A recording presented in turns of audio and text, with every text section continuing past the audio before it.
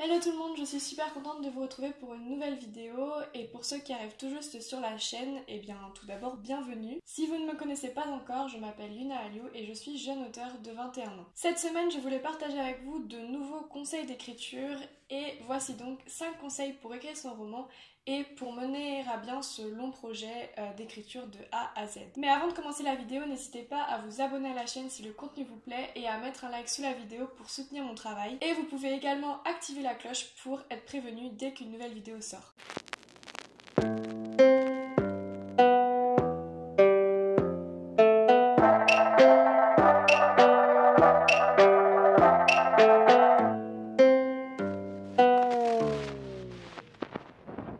Mon premier conseil pour écrire un livre, c'est la régularité.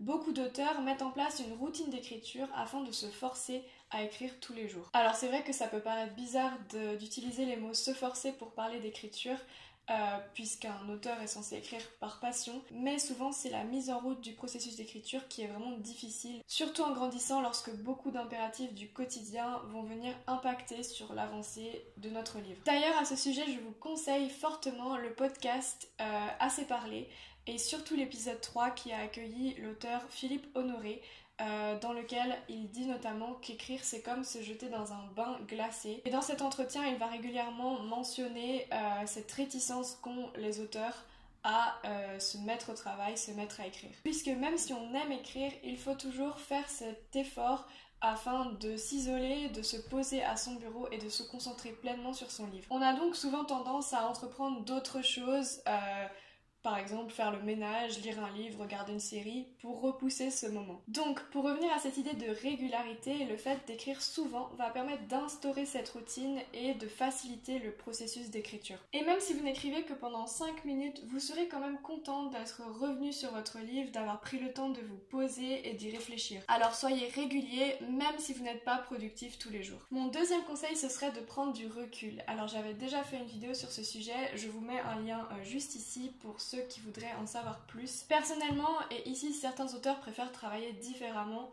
je relis toujours ce que j'ai écrit la veille avant de me remettre à écrire. Ça me permet de retrouver le ton de mon histoire et d'éviter des incohérences et des redondances toutes bêtes du style mon personnage pose tel objet sur telle table et dans ma nouvelle séance d'écriture il va poser cet objet autre part. Et surtout ça me permet de réaliser une première correction vis-à-vis de mon travail, comme ça à la relecture du manuscrit entier après son écriture, il y aura moins de choses à modifier et moins de travail en aval. En effet, j'ai l'impression que si je reviens sur mon manuscrit après avoir fini de l'écrire, je vais passer beaucoup de temps à modifier des passages qui ont perdu de leur intérêt au fur et à mesure que le projet avançait ou qui n'ont pas été assez travaillés. Alors comme je le disais, beaucoup d'auteurs préfèrent procéder différemment.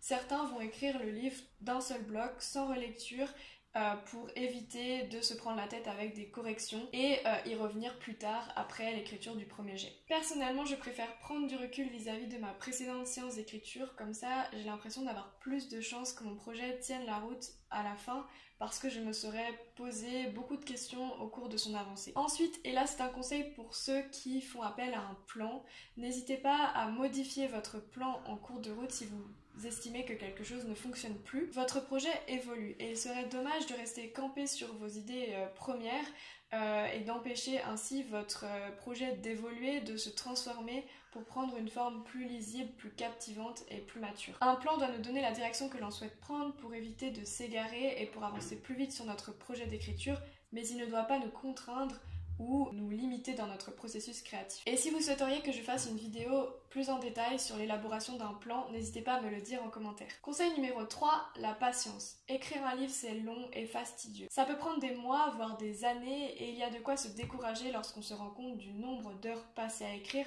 comparé à l'avancée de notre livre. Faire preuve de patience, c'est donc un point clé pour la réussite de votre projet. Même si le chemin paraît long et semé d'embûches, si vous estimez que votre histoire vaut la peine d'être écrite, alors ne lâchez rien, persévérez et surtout restez régulier. Et si vous sentez que vous êtes bloqué, n'abandonnez pas. Essayez justement de prendre du recul, de retravailler votre plan, vos fiches personnages, ou même vous pouvez tout simplement relire votre manuscrit depuis le tout début pour vous rendre compte à partir de quel moment vous vous êtes retrouvé bloqué. Peut-être qu'au final, le problème vient tout simplement d'une scène qui ne vous convient pas, et si vous essayez de prendre une nouvelle direction à votre histoire, vous allez sûrement réussir à retrouver ce qui animait votre récit à la base. Mon conseil numéro 4 rejoint le numéro 3, ayez confiance en vous.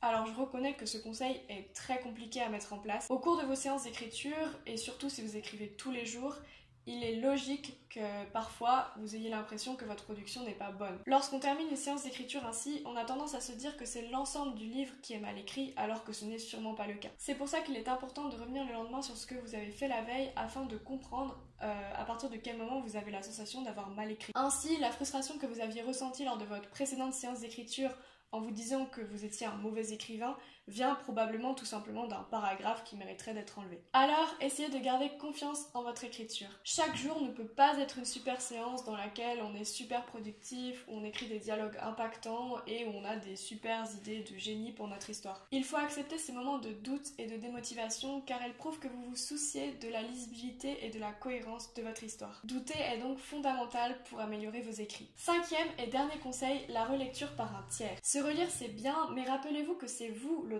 et que donc vous connaissez toutes les résolutions des enjeux ainsi que les ressorts et aboutissants de vos personnages. Les lecteurs, eux, découvrent votre livre sans avoir eu connaissance du cheminement de pensée qui a été le vôtre au cours de ces longs mois de travail. Il est donc selon moi primordial de vous faire relire. Cela va vous permettre de vous rendre compte de certains questionnements qu'ont eu les lecteurs au cours de l'histoire et que vous n'avez jamais eu au cours de l'écriture. Ça peut donc aboutir à de nouvelles idées pour améliorer votre récit et mettre en avant certaines lacunes que peut avoir votre histoire et que vous pouvez donc modifier, corriger, afin que les prochains lecteurs apprécient encore plus votre livre. Voilà, j'espère vraiment que ces conseils vous auront été utiles pour vos projets d'écriture. N'hésitez pas à vous abonner à la chaîne et à mettre un like sous la vidéo. Dimanche prochain, je vous retrouve pour l'épisode 2 d'une semaine dans ma vie d'auteur. Je vous remets l'épisode 1 par ici pour ceux qui l'auraient loupé. En attendant, je vous dis à très vite. Bye!